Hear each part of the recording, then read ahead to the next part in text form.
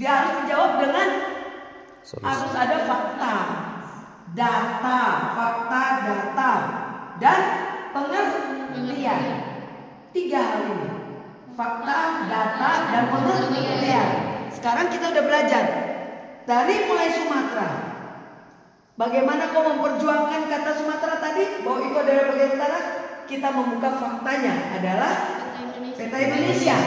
Dan datanya apa? Datanya bahwa bagian utara di bagian atas itu disebut utara. Bagian bawah adalah selatan. Jadi apa saja yang ada di utara, di atas itu disebut utara. Sumatera Utara, ada Aceh, ada Medan. Kalimantan Utara, Sulawesi Utara, Maluku Utara, Papua Utara, bagian utara. Nangkep ini? Ini namanya fakta dan data. Pengertiannya adalah itu tadi, menjawab bahwa kalau peta dibuka, maka di pemandangan kita cuma ada 4 arah mata angin. Itu namanya pengertian. Oke? Sekarang bagaimana mempertahankan sekarang? Indonesia adalah yang dinubuatkan oleh Yesaya. Dari timur, bangsa yang terdiri dari pulau akan terdengar puji-pujian. Artinya Indonesia adalah agenda Bapak bagi dunia ini. Lalu bangsa lain ngomel, enak aja lu, negara gue, kan bisa gitu. Nah, kamu kan harus mempertahankan iman itu toh.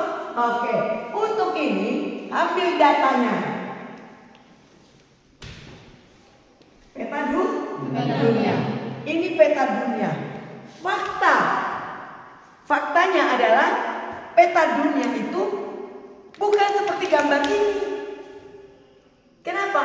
Karena posisi gambar ini salah. Posisinya adalah ini ada di sebelah sini. Kok bisa salah, Bu? Orang kan tanya, kok lo bisa nyalain? Ini kan udah dijual. Kan gitu. Bagaimana ibu berani bilang ini salah? Saya berani bilang ini gambar salah. Data ini salah. Harus dicari data yang baru. Apa itu? Gambar ini posisinya harus di sini faktanya. Fakta yang sebenarnya gambar ini di sebelah sini. Apa yang mendasarinya? Firman berkata, Sion adalah pusat bumi. Betul? Aku menaruh namaku di pusat bumi. Sion adalah pusat bumi. Titik tengah bumi ini adalah Sion. Sekarang kita cari Sion itu apa? Israel. Posisinya di sini Israel. Oke? Kalau gambar ini seperti ini di tengah apa bukan? Bukan. Berarti gambar ini salah. Ini harus ada di sini. Kalau dia ada di sini, ini bagian ini di sini, maka Sion benar-benar di tengah. Nangkap ini? Ada nggak peta seperti itu? Ada. Ini peta yang salah. Tapi boleh dibeli dipajak, boleh. Paling lengkap kalau dibeli yang satu lagi. Ada yang posisi ini di sini. Ini jadi di tengah. Oke. Kalau ini di tengah, maka seperti tadi utara, barat, timur. Kita garis tengah. Ini. Maka Indonesia posisinya di mana? Timur. Paling ujung. Kalau ini tengah, ya, ini anggap aja ini di sebelah sini. Oke, ini di tengah. Ini timur, paling ujung. Sekarang lihat di bagian timur paling ujung. Mana negara yang paling banyak? Indonesia. Jadi kau bisa mempertahankan imanmu. Inilah ilmu apologetika. Dan kalau kau saya yang menjelaskan ini, saya disebut apologis. Apologis adalah pelakunya.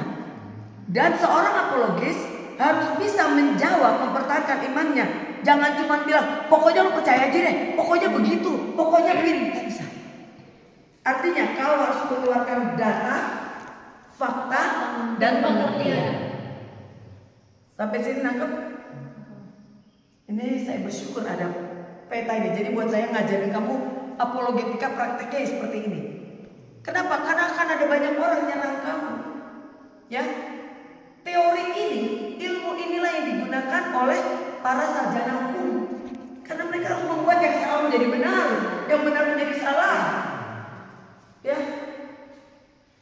teori apologetika itu adalah ilmu mempertahankan apa yang ada padamu.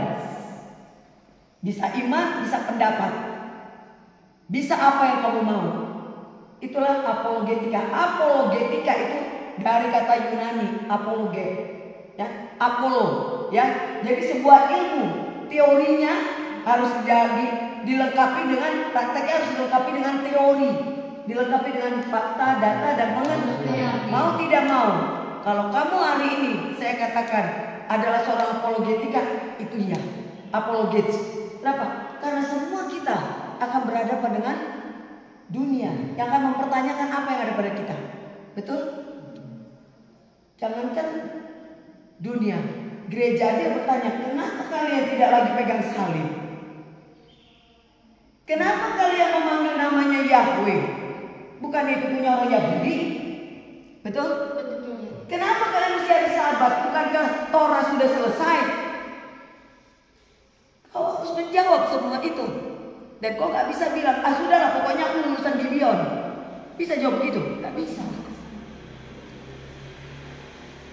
Dengar baik, kalau kamu mau menjadi seorang apologis yang baik, dan kamu bisa menggunakan teknik-teknik apologet dengan baik, mengeluarkan semua apa kemampuanmu, itu efeknya adalah membawa orang itu berpihak kepada kamu.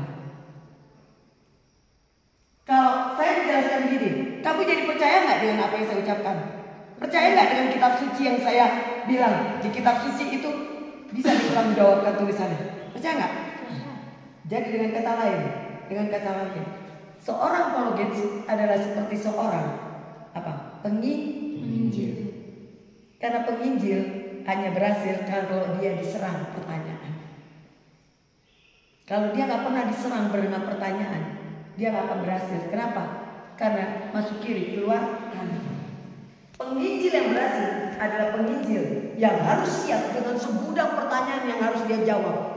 Itu artinya kau berhasil. Kenapa? Karena orang yang bertanya pasti membutuhkan jawaban. Dan jawaban yang pas di otak dia bisa membuat dia ikut kamu. Tangkap ini. Orang itu bisa berbalik dari jalannya ikut kamu. Karena apa? Karena pikirannya menerima apa yang ada padamu. Nangkep ini? Jadi mata kuliah apologetika itu bukan mata kuliah main-main. Ya, waktu kita belajar kuliah seperti ini, praktek seperti ini, membuat kalian ngerti. Ya, jadi dalam kehidupan sehari-hari semua kita ada nggak di dalam situasi seperti itu? Dipertanyakan ide kita, dipertanyakan, wah, banyak orang ya gak setuju dengan apa yang ada pada kita. Betul? Dan sebagai manusia, ukuran keberadaan bahwa kamu adalah manusia adalah pengakuan. Diakuinya pikiranmu, diakuinya apa yang ada padamu, diakui. Itulah esensi manusia. Ya, manusia bisa bunuh orang lain hanya karena tidak dihargai. Manusia bisa marah-marah hanya karena tidak dihargai. Kecewa, sakit hati, apalagi pesta Batak, karena gara-gara nggak dapat jamban. Panjang nggak ceritanya? Panjang sekali. Jadi hari ini manusia itu adalah sesungguhnya seorang apologet. Ya, apologet. Ya, jadi mau tidak mau manusia itu harus memiliki data, fakta, dan pengertian. Tiga ini harus ada. Apapun bidangmu, apalagi agama, soal rohani, dan kita selalu diperhadapkan seperti itu. Ya, mari balik.